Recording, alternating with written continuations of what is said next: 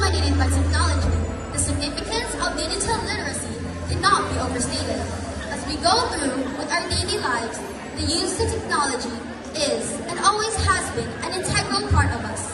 As a grade 8 student, I can say that there is a need to highlight this advocacy. I want us to be more responsible in using social media, learn how to weigh news being encountered, and not to overshare personal information.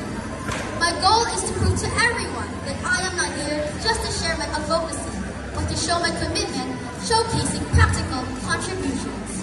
First, I will positively engage in social media, share relevant content, and promote awareness.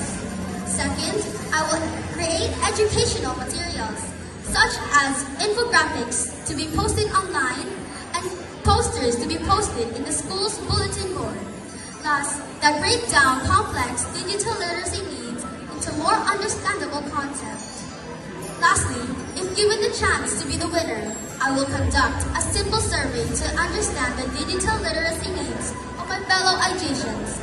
I will use the results to tailor it to my advocacy needs, efforts, and to the